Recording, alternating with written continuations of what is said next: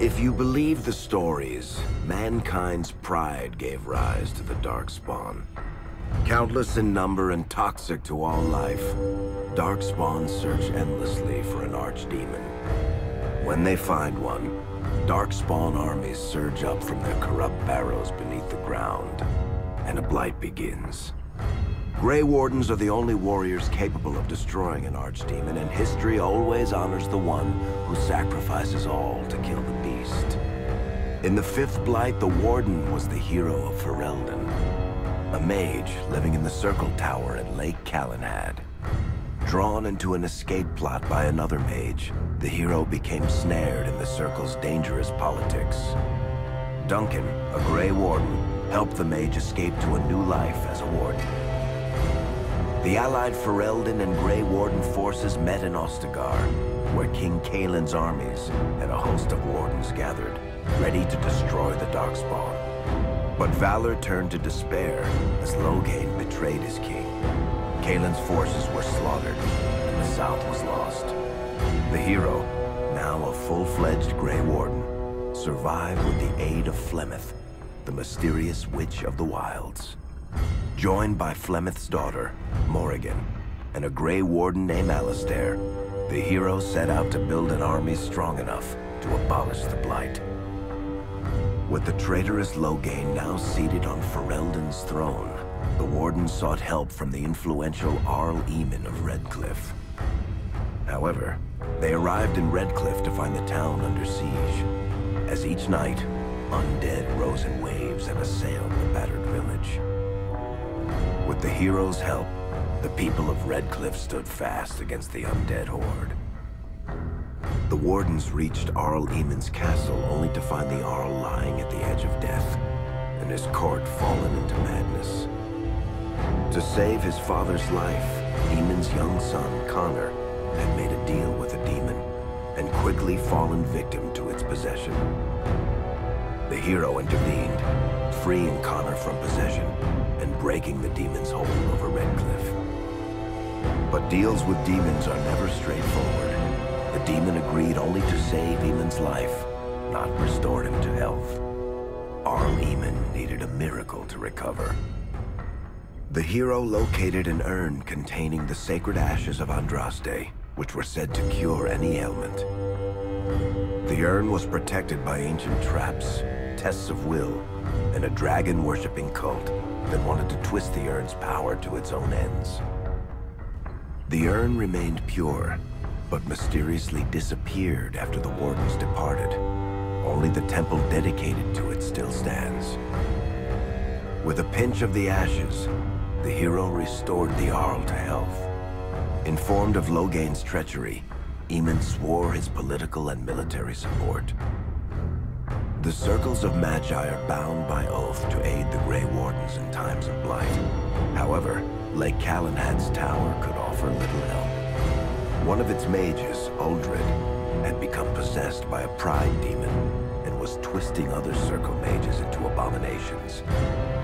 The hero brought the tower under control using the Rite of Annulment to eliminate every mage. Grateful for the help, the tower's Templars joined the Warden's army. The allies gained at the Circle were not the only soldiers to join the Warden's forces, however. Dalish elves don't usually make alliances, but even deep hatred can be set aside in the face of oblivion. An ancient curse was destroying Ferelden's largest Dalish clans, turning the elves into werewolves. Zathrian, the clan's keeper, claimed that the cure required the heart of the great wolf, Witherfang. Years before, Zathrian himself had afflicted a group of humans with the curse that now ravaged his clan.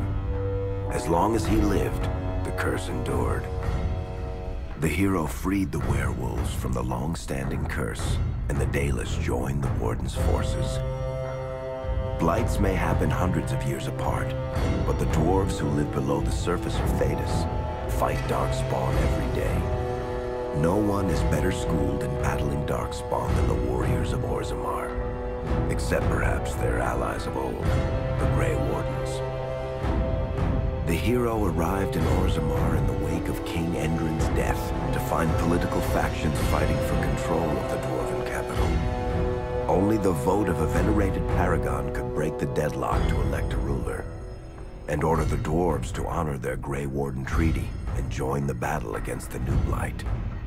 The hero set off to find a paragon named Branka, who had disappeared into the Deep Roads in search of a legendary artifact, the Anvil of the Void, created by the renowned smith Caridin to forge mighty war golems.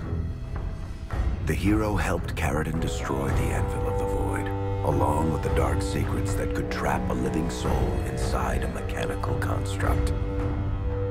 The hero emerged from the Deep Roads with a master-forged crown to bestow the Paragon's favor upon whichever rival candidate would be crowned king. Balin, the youngest son of King Endrin who was suspected of foul play, or Haramont, the aging traditionalist backed by the Dwarven Assembly. Balin followed his father to the throne. He leads with a ruthless but progressive hand, seeking to re-establish ties to the Surface Kingdoms. With Dwarden's strength now bolstering the Warden's army, the hero had to deal with Loghain so Ferelden could stand unified against the Darkspawn before the Blight swallowed the world. The kingdom of Ferelden stood divided. While some nobles supported Loghain's regency, others condemned his inaction against the Darkspawn. Civil war brewed, and Arl Eamon called a landsmeet in hopes of curtailing the conflict and removing Loghain from the throne. Alistair ended Loghain's life in the name of justice for the Wardens who died at Ostagar. As the Warden's united army massed in Redcliffe, the Darkspawn overran Denerim, laying siege to Ferelden's capital city.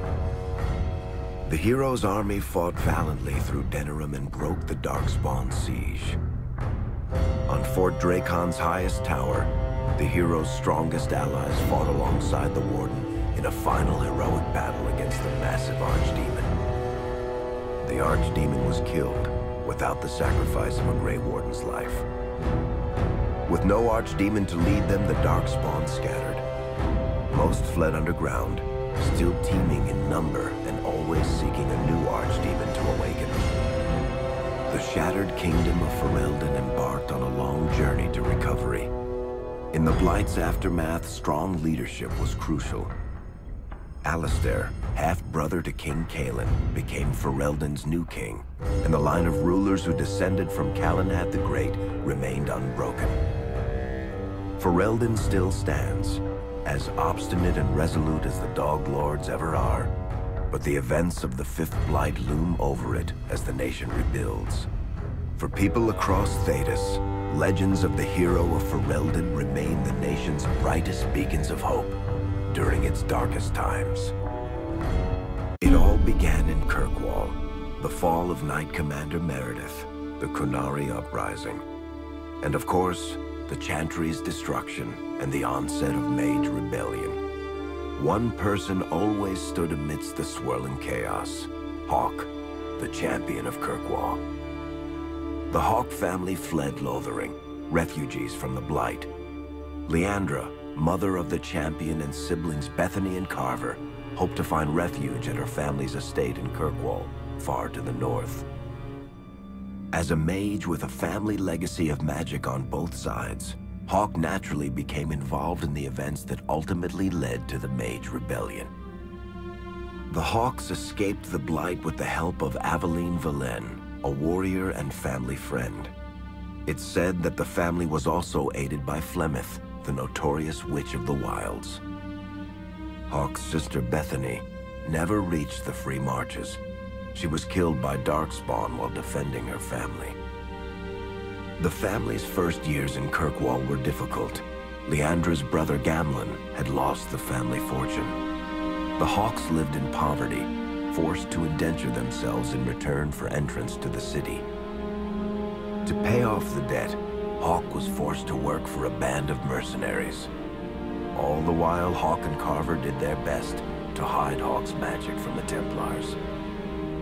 Opportunity eventually struck in the form of a dwarf named Bartrand Tethras, who was planning an expedition to the Deep Roads. It was a long shot, but with gold gained from the expedition, Hawke could free the family from its criminal creditors and further Templar scrutiny. Hawke met a rogue Grey Warden named Anders, who possessed detailed maps of the Deep Roads. These maps were crucial to the expedition's success. Once Hawke obtained them, everything else fell quickly into place.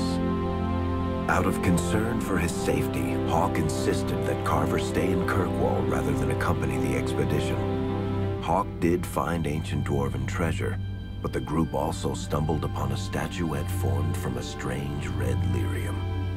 Upon returning to the surface, Hawke learned that Carver had joined the Templars, pursuing his own fate instead of living in his sibling's shadow. The gold Hawke recovered from the Deep Roads brought back Leandra's stately childhood home in Hightown. The Hawks had barely settled into their new home when Leandra was murdered. A deeply sinister and twisted killing. Hawke hunted down Quentin, the blood mage responsible, but could not prevent Leandra's death. Leandra's tragic death was part of a critical problem facing Kirkwall. Rising tension between the city's mages, who felt increasingly oppressed, and Templars, who grew increasingly suspicious of their activities. Adding to the strain, a large contingent of Qunari had also established themselves in Kirkwall, much to the growing discomfort of the city's rulers. After their dreadnought was shipwrecked many years before, a group of stranded Qunari were allowed to remain in a cordoned-off area in Lowtown. As time passed, the Qunari made no effort to return home, and offered no explanation about why they remained. Tensions rose to a breaking point. Revered Mother Patrice, convinced the Qunari were a threat to the Chantry's faith, incited violence between the Qunari and the Kirkwall populace. Hawke knew that Patrice would bring about unnecessary conflict. Though the champion tried to stop her, Patrice orchestrated the murder of Seamus Dumar, a Viscount's son and a recent convert to the Qun. When her crime was discovered, a Qunari assassin killed her. After Seamus was murdered, the Arishok of the Qunari group lost patience with the humans of Kirkwall. They would now submit to the Qun or die. The Qunari struck hard and fast. They took the palace in Hightown and beheaded the Viscount to immediately quash any resistance. Aided by Knight Commander Meredith and First Enchanter Orsino, Hawke reached the palace and stood toe-to-toe with the fearsome Qunari leader. Hawke fought the Qunari leader. The fierce battle resulted in the Arishok's death and the liberation of Kirkwall from its brief occupation. The Qunari quickly withdrew from the city entirely. Hawke saved Kirkwall and earned the grudging respect of the city's Templars, mages, and nobility, along with the title that history remembers, the Champion of Kirkwall. Kirkwall's problems were still not over, however. After Viscount Dumar's death, Knight Commander Meredith took power and blocked all attempts to appoint a new Viscount. Under Meredith's command, the Templars tightened their grip on the mages, planning to suppress what Meredith saw as a growing rebellion. Anders, who spent years fighting for justice and freedom for his fellow mages, saw that the time for negotiation was past. He destroyed Kirkwall's chantry, killing hundreds, including Grand Cleric Elthina. This single act began a rebellion that spread from circle to circle, until all circles of Magi had risen up in defiance against Chantry rule. Though Anders had done the unforgivable, something stayed the champion's hand. Anders survived the day, although many others did not. Fighting spread swiftly through the city. Some mages rebelled openly, many of them succumbing to possession. Templars turned their swords on mages who rebelled and on those who did not. As First Enchanter Orsino refused to bend to the Templars, Knight Commander Meredith demanded that every mage in Kirkwall be put to the sword. Hawke saved many mages from Templar blades, keeping them from succumbing to possession or the temptations of blood magic. In the end, however, Hawke was forced to strike down Orsino, who had betrayed his own values by resorting to blood magic himself. The battle proved one thing. Knight Commander Meredith had gone mad. Hawke saw the truth of it when Meredith unsheathed her sword, and the red lyrium idol from the deep roads was embedded within it. The blade fueled her hatred and paranoia, as it had for months. After a horrific battle, the red lyrium of the Knight Commander's sword consumed her as she died.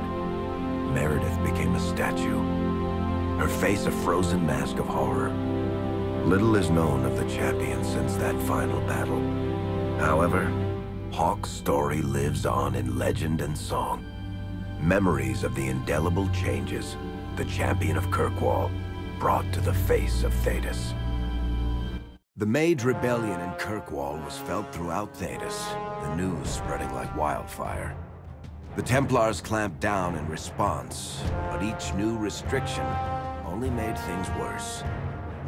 Led by Grand Enchanter Fiona, the mages voted for independence. The Circle of Magi would govern itself, without the Chantry and especially without the Templars. The result was cataclysmic. 2 circles were destroyed.